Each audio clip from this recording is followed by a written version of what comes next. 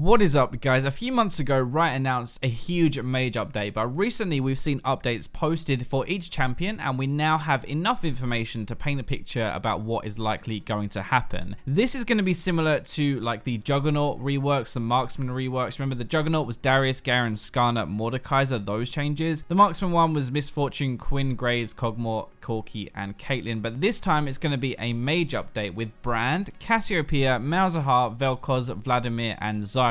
These could in theory change, but considering how much they've released now, it's unlikely anyone else is going to be added in. Now remember, this is all subject to change. It's also a lot of my interpretation based on research on what they've said, but this is most likely the direction they are headed in. This is a bit of a different video to what I normally do, but like this if you did and you want some more, dislike it if you didn't, comment and let me know what you think, but let's jump in. So Brand is first. We're going to be breaking this into general playstyle of the champion, then go through the abilities and what the final champ might look like. General playstyle wise, Riot still want to keep his kit relatively simple, but with different combos to display an element of skill. He'll keep that kind of burst status while having respectable amounts of sustained damage, just like now really. He can burst but also dish out good damage afterwards. He'll be less of a lane bully, still have that low mobility though, medium range spells, but be an AoE mage with a lot of kill potential. They've also said that they're mainly looking at mid lane Brand here, but they're still trying to keep him viable as a support too. So for abilities, I assume his passive will kind of stay the same because they've said they like the percentage damage in his kit, and that is where it comes from. The Q stun mechanic hasn't been mentioned at all, and nothing else they've really said relates to it, so we don't honestly have much of an idea of what it's going to look like. His W, the pillar, will probably stay the same. In the comments of the post, Riot agreed that this feels core to Brand. There's not really a lot of information on his E either. Riot themselves have said it's tricky to balance because it feels like it holds his kit together, but it's shorter range than anything else and doesn't really fit in that way. They don't seem to want to remove it though, so we'll likely see something similar but probably changed. His ultimate is probably where the biggest change is going to happen in my opinion. They haven't specifically said anything, but they have said the damage that Brand deals shouldn't be based on luck, and nothing else in his kit is random, so it must be referring to the ult. If you want to remove the luck element from his ultimate, then in my opinion we'll have to see something pretty different. Cassiopeia is next up, and this one is super interesting because we might be having a brand new form of crowd control in her kit. Now this is hard to confirm properly, but a few Rioters mentioned it on the League community stream last week. Playstyle wise, they seem to be heavily focused on removing her reliance on Twin Fangs and giving her poison some actual meaning rather than just be there to enable her to cast her E repeatedly. Having said that, they do want her as a high frequency spell champion who spams stuff, medium to short range, so basically her poison feels more impactful on its own. Let's go on to abilities. Her passive is likely going to be changed. They openly say they aren't happy with it, and the aspect of the serpent feels unnatural. Scales in a bad way, so we can expect that to get scrapped and reworked, I think. We know her Q and W will be reworked in some ways to make them feel more impactful on their own. There isn't really too much on her Q, though it looks like Riot isn't too happy that both her Q and W are circular and used in similar ways, so there will likely be more of a difference between the two. Her W is likely going to be more focused on zone control. That is something we do know Riot is trying to do, and it would make sense. If there was a new crowd control mechanic coming in with her kit, then it will probably be on her W. The E is likely going to be made a lot less powerful, so instead of being her whole damage, it'll be like a bonus on top, I guess. The way it's talked about is like her poison will still make her useful even if she can't get in range to use her Twin Fangs, but if she can, then she'll do even more damage. Her ultimate will likely stay the same. Riot have specifically said that it's not perfect, but it does provide some cool moments, so they want to keep it that way. The third one, Malzahar, and this one is actually one of the bigger changes, or at least how a few abilities will be very different. They really want to move away from having to rely on his WER combo to kill people. It has little counterplay and puts him closer, almost like making him an assassin, which is not what they want him to be. They want to make him less of a burst mage in general and have more of a focus on the voidlings. The voidlings seem to be a big focus throughout their posts. Now we don't actually know what his passive will be like, but we do know some things that it won't be. They've mostly decided against directly controlling the voidlings, so it won't work like a Shaco clone, for example. To me, this means that they might have the minions prioritized, like who you ult or who you use your E on, but probably won't be able to directly move them them around. They've also hinted at testing out having more voidlings spawn, but also ones that are just bigger and tankier. His Q is something they've said they don't want to remove, they think it's fair, and one of the things that makes Malz different. His W is really core to this kind of idea where you put it under someone and ult them, which Riot have said they don't like. So while there is no actual info on his W, I think it probably means it's getting completely changed. His E is considered core and one of the two things they've said they like about the current Malzahar, so not likely to change. The other thing is his ultimate. They said they like having the anti-carry or anti-assassin shutdown that the ult provides. Now what they may do is shift some damage to other skills. They seem to talk a lot about the lockdown part and they don't like the burst damage, so we'll have to see with that one. Now VelKoz is next, but in my opinion there's barely any point having him here. Even Riot have said he might be the smallest changes they've ever done in an update. The biggest thing Riot seem to focus on is that maxing W is anti-fun to play and play against. It doesn't fit with what VelKoz does. Everything else they seem to be happy with, like they like the geometry, they like how his ultimate and passive work, so we should expect the only real change to be to his W. He'll still stay as an all-in burst mage who kind of has good poke and kite potential as well, but thankfully they aren't going to make him easier to play.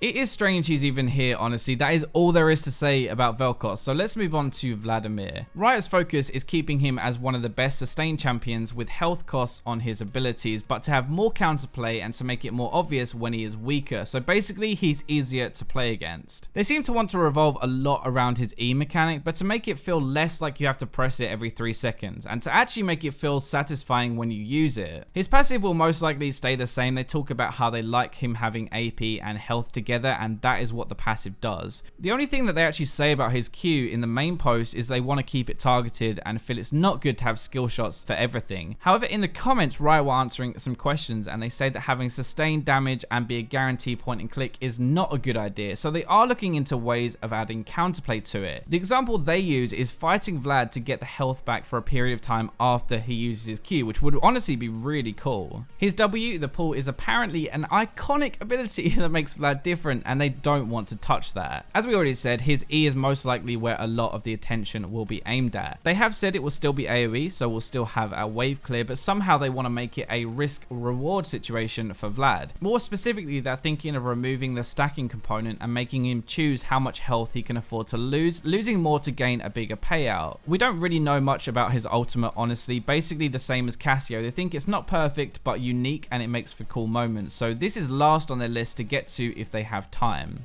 The final one is to Zara, and I think this is a bit weird. Now, when Zara came out, she was a mid laner. It took a few months for people to realize how good she was as a support because of her high base damage. Now, this update is aimed at making her a support, but helping her be stronger mid if you want to play her there. She's still going to remain similar, do lots of damage, be focused around letting the enemy engage and countering it, but she won't have to rely on the plants as much as before. They only mentioned 3 things that they are not happy with. The plants are 2 of them, and her passive is the other.